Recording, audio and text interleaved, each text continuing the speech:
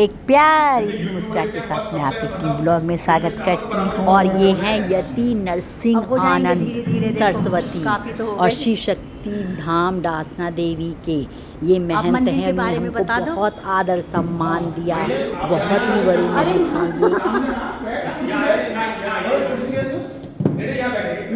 नहीं नहीं वहाँ नहीं नहीं नहीं नहीं नहीं इतने आराम से बैठ जाए।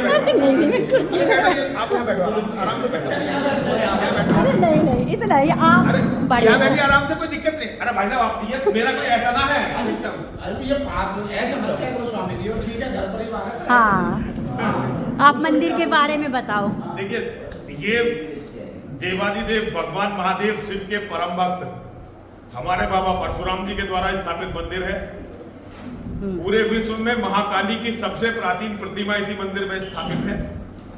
मुसलमानों ने जब पहली बार दिल्ली को जीता था तब उन्होंने इस मंदिर को तोड़ दिया था।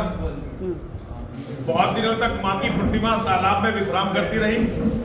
फिर जब मुसलमानों का राज खत्म हुआ तब ये मंदिर दोबारा बना है।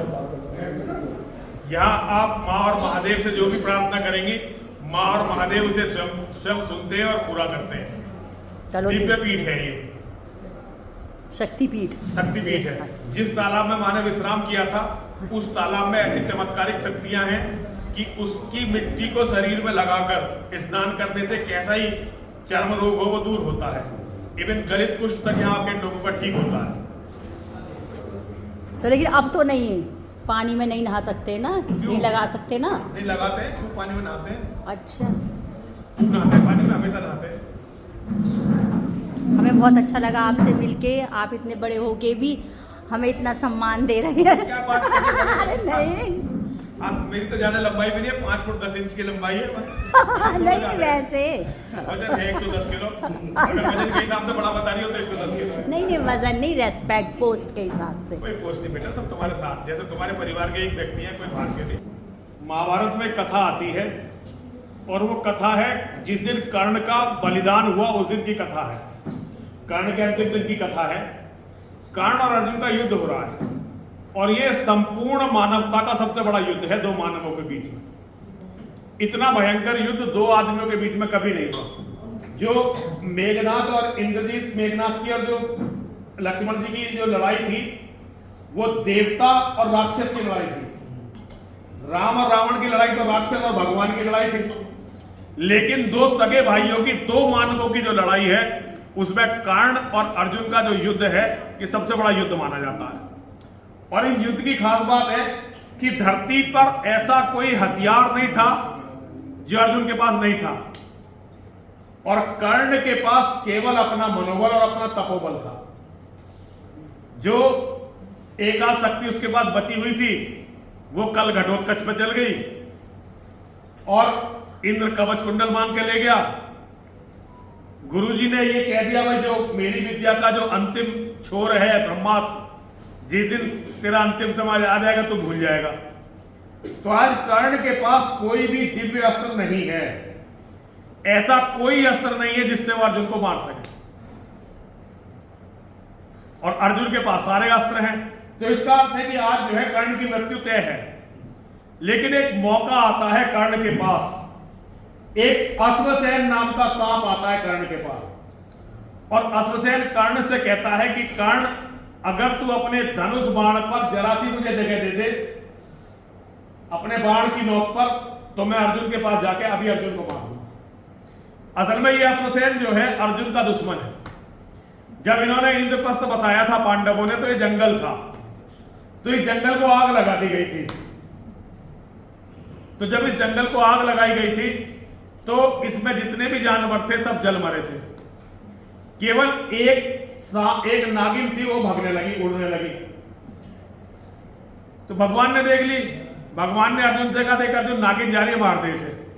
अर्जुन ने उस नागिन को तीर मारा और वो नागिन मर गई। लेकिन उसके पेट में एक बच्चा था, उसका जन्म हो गया, उसका नाम पड़ा अश्वसेन। और अपने समय का ये सबसे ताकतवर नाग था। इसके जीवन का केवल एक लक्ष्य था कि एक दिन जो है अर्जुन को मारना है। इसके सिवा इसके जीवन का कोई लक्ष्य था ही नहीं। पूरे जीवन ये कभी अर्जुन के सामने खड़ा नहीं हो पाया। ये जो सांप बिच्छू कीड़े मकोड़े मुसलमान जो होते हैं, ये बहादुरों को नहीं मार पाते, ये तो मौका देख के हत्या कर देते हैं। ये शेरों से थोड़ी लड़ सकते हैं, लेकिन ये क्रूर हत्यारे होते हैं। मौका जहां देखा वहीं मार दिया डंक और आदमी को मार दिया। तो पूरे जीवन ये अर्जुन के सामने खड़ा नहीं हो पाया, लेकिन जिस दिन अंतिम समय कर्ण का आ गया तो उसे लगा कि आज कर्ण जो है ये तुझे सहारा दे सकता है और इसके सहारे से तू आज अर्जुन को मार सकता है।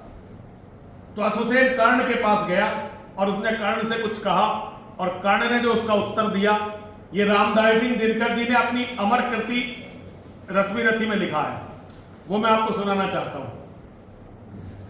चल रहा महाभारत का रण, जल रहा धरित्री का सुहाग, फट कुरुक्षेत्र में खेल रही नर के भीतर की कुटिल आग, बाजियों गजों की लोथों में मिल रहे मनुज के छिन्न अंग, बह रहा चतुष्पर और द्विपद का रुधिर मिश्र हो एक संग, गतवर गहरे सुधर भूधर से लिए रक्त रंजित शरीर, थे जूझ रहे कौनते कर्ण, क्षण क्षण करते गर्जन गंभीर, दोनों रण कुशल धनुर्धर नर, दोनों संबल दोनों समर्थ, पर दोनों की दोनों पर अमोघ विसिक वृष्टि हो रही व्यर्थ। इतने में सर के लिए कर्ण ने देखा जो अपना निसंग, तरकत से फुफकार उठा सहसा एक प्रचंड विस्तर भुजंग, बोला रे कर्ण में अश्वसेन,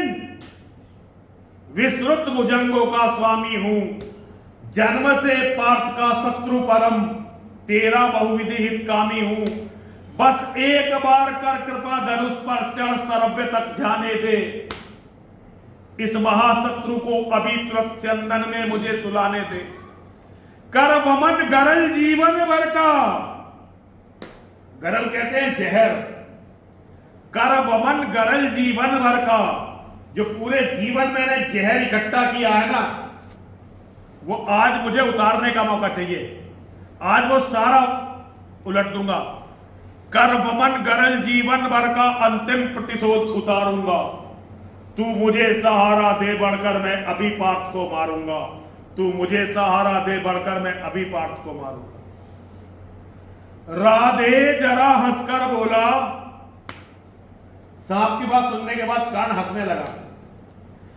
राधे जरा हंसकर बोला, रे कुटिल बात क्या कहता है, जय का समस्त साधन नर की अपनी बाहों में रहता है, उस पर भी सांपों से मिलकर मैं मनुज से युद्ध करूं, जीवन भर जो निष्ठा पाली उसके आचरण विरुद्ध करूं, तेरी सहायता से जय तो मैं अनायास पा जाऊंगा, पर आने वाली मानवता को क्या मुख में दिखलाऊंगा, संसार कहेगा जीवन का सब सुकृत्य कर्ण ने छार किया, और दुश्मन के वध के लिए नीच ने सांपों का सहाय लिया। रे अश्वसेन, तेरे अनेक वंशज हैं छिपे नरों में भी, सीमित वन में ही नहीं बहुत बसते पुरग्राम घरों में भी, ये नर भुजंग मानवता का पथ कठिन बहुत कर देते हैं, और दुश्मन के वध के लिए नीच सहाय सर्प का लेते हैं। ऐसा न हो इन सांपों में मेरा भी उज्जवल नाम चढ़े, पाकर मेरा आदर्श पाप नरता का कुछ और बढ़े। अर्जुन है मेरा शत्रु, किंतु वह सर्प नहीं नर ही तो है, संघर्ष सनातन नहीं शत्रुता इस जीवन भर ही तो है, तब अगला जीवन क्यों हो द्वेषांध बिगाड़ू मैं, सांपों की जाकर शरण सर्प बन क्यों मनुष्य को मारूं मैं, जा भाग मनुज का सहज शत्रु, मित्रता न मेरी पा सकता, मैं किसी हेतु भी यह कलंक अपने पर नहीं लगा सकता, अपने पर नहीं लगा सकता, अपने पर नहीं लगा सकता। जब भगवान चलने लगे ना, तो कर्ण ने हाथ जोड़कर कहा, बस एक विनय है मधुसूदन, मेरी यह जन्म कथा गोपन, मत कभी युधिष्ठिर से कहिए जैसे हो इसे दबा रहिए, वे जान इसे यदि जाएंगे सिंहासन को ठुकराएंगे। देखिए कितने विश्वास की बात है। कभी मिला नहीं अपने छोटे भाई से, लेकिन विश्वास कितना है। बस एक विनय है मधुसूदन, मेरी यह जन्म कथा गोपन, मत कभी युधिष्ठिर से कहिए जैसे हो इसे दबा रहिए, वे जान इसे यदि जाएंगे सिंहासन को ठुकराएंगे। साम्राज्य न कभी स्वयं लेंगे, सारी संपत्ति मुझे देंगे, मैं भी इसे न रख पाऊंगा, दुर्योधन को दे जाऊंगा। पांडव वंचित रह जाएंगे, दुख से छूट न पाएंगे। अच्छा अब चला प्रणाम आर्य, हो सिद्ध समर के शीघ्र कार्य, रण में ही अब दर्शन होगा, बाणों से चरण स्पर्शन होगा। जय हो दिनेश नव में विहरे, भूतल में दिव्य प्राण भरे, रथ से राधे उतर आया, हरि के मन में विस्मय छाया। भगवान भी चकित रह गए, कर्ण की बात सुनकर भगवान भी चकित रह गए। कहा तो पूरे संपूर्ण लोक का साम्राज्य दे रहा हूं, और ये कितनी बड़ी बात कह के जा रहा है। रथ से राधे उतर आया, हरि के मन में विस्मय छाया, बोले वीर सतबार धन्य, तुस्सा न कोई मित्र अनन्य, तू कुरुपति का ही नहीं प्राण, नरता का है भूषण महान, नरता का है भूषण महान। पूरी मानवता का श्रृंगार है कर्ण। और पूरा मंदिर आपको नेक्स्ट व्लॉग में दिखाऊंगी, कुंड दिखाऊंगी, बहुत सुंदर। राधे राधे।